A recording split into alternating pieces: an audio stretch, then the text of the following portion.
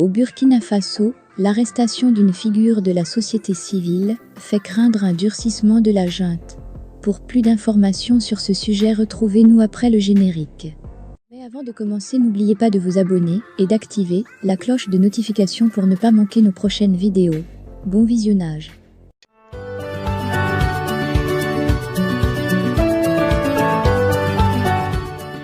Membre du ballet citoyen, Olo Mathias Kambou est accusé d'outrage au chef de l'État, le lieutenant-colonel Paul-Henri Sandaogo Damiba. Au Burkina Faso, son visage est devenu le symbole de la grogne contre la junte militaire au pouvoir depuis janvier. Après l'interpellation, début septembre, du militant Olo Mathias Kambou, le hashtag Afrikamao, libéré Kamao, son surnom, fleurit sur les réseaux sociaux. Vendredi 23 septembre, le procureur a requis contre lui 6 mois de prison, dont 3 mois fermes, pour outrage au chef de la junte, le lieutenant-colonel Paul-Henri Sandaogo Damiba, suite à plusieurs publications critiques sur Facebook. C'est la deuxième fois seulement que le délit d'offense au président fait l'objet d'un procès dans l'histoire du pays. Le premier cas concernait le polémiste franco-béninois Kémy Séba, jugé coupable d'outrage au président Roch-Marc Christian Kaboré en 2019. Le 5 septembre, Olo Mathias Kambou, membre du ballet citoyen, un mouvement fer de lance de l'insurrection de 2014, a été interpellé par des gendarmes en civil à la sortie des locaux de la chaîne Omga TV, où il venait de participer à une émission de débat. Le militant de 35 ans y avait qualifié d'échec total le bilan au pouvoir de M. Damiba. La veille, sur les réseaux sociaux, il avait déjà épinglé le discours tout juste prononcé par le chef de l'État, qui se félicitait d'une relative accalmie dans certaines localités. Il a raté une occasion en or de fermer sa bouche d'indigne, d'antipatriote, de traître, s'était-il emporté. Ce doctorant en sciences de la population était dans le viseur du pouvoir depuis quelque temps, selon nos informations. Ses publications dérangeaient, on l'avait mis en garde par personne interposée en lui disant de se calmer, assure une source proche du militant.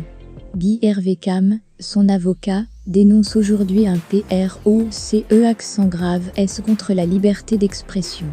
Au tribunal de grande instance de Ouagadougou, les débats, parfois houleux, ont mis en cause le coup de force de l'armée contre la démocratie, 8 ans après la chute du régime de Blaise Compaoré, chassé du pouvoir par la rue.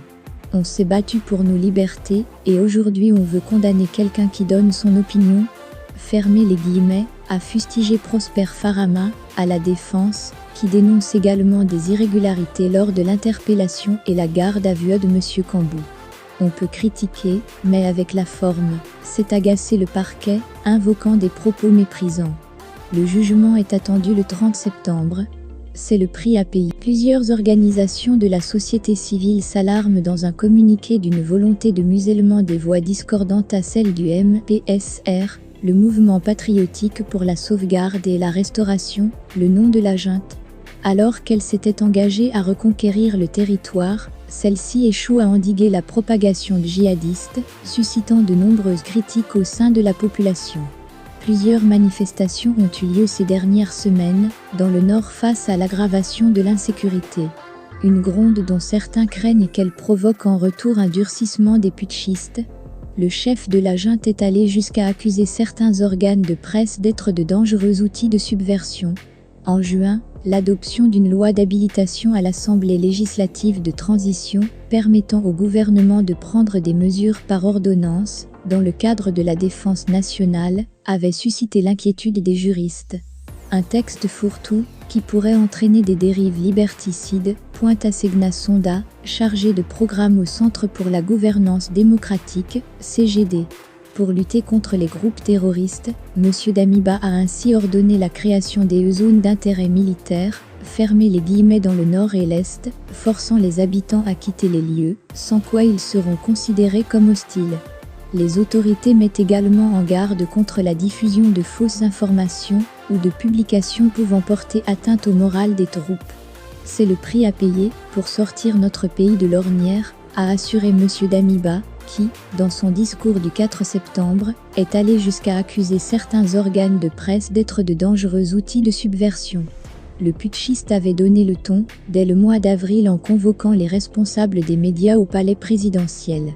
Allez dire à ceux qui me critiquent, sans me connaître, que le train est lancé, qu'il va arriver à destination, et qu'il est temps de monter, pour ne pas avoir de regrets, avait-il recadré. Depuis, le travail des journalistes se complique. Pression, agression, émissions censurées, invités privés de débats télévisés, plus d'une dizaine de cas d'atteinte à la liberté de la presse ont été documentés par l'Association des journalistes du Burkina, AJB, au cours des 8 derniers mois. Les journalistes sont devenus des boucs émissaires. De plus en plus s'autocensurent par crainte de représailles, observe Gezuma Sanogo, le président de l'AJB. Acte d'intimidation. Alors que les tensions montent entre pro et anti-junte, les actes d'intimidation se multiplient aussi contre certains opposants. Le 4 août, un député et ses partisans ont perturbé la cérémonie de lancement du Front Patriotique, un regroupement d'une trentaine d'organisations de la société civile et de partis politiques qui appellent à l'éviction de la junte militaire au profit d'une transition légitime et souveraine. Et le 22 août, Serge Bayala, un ancien leader de l'insurrection réputé pour ses positions tranchées, a vu sa voiture brûler devant son domicile. Le gouvernement a accent aigu, avec fermeté fermé les guillemets une manifestation de violence d'un autre âge, fermé les guillemets et promis une enquête pour retrouver les auteurs de l'incendie. Des groupes privés font la loi et se sont substitués à l'État en cherchant à réprimer ceux qui critiquent le pouvoir, accuse Germain Bitunama, le coordonnateur du Front Patriotique. Au lendemain de l'arrestation de M. Kambou, une mobilisation organisée devant la brigade centrale de lutte contre la cybercriminalité a viré à l'affrontement entre des militants du ballet citoyen et ceux du mouvement Sauvons le Burkina, alliés à la junte, faisant un blessé, sous le regard impuissant des forces de sécurité. La scène illustre bien le climat de rancœur et de discorde qui règne au sein d'une société civile profondément divisée. Les autorités devraient jouer leur rôle de régulateur et veiller à la neutralité du processus de transition pour tenter de rassembler et éviter le risque de confrontation, insiste Asegna Sonda.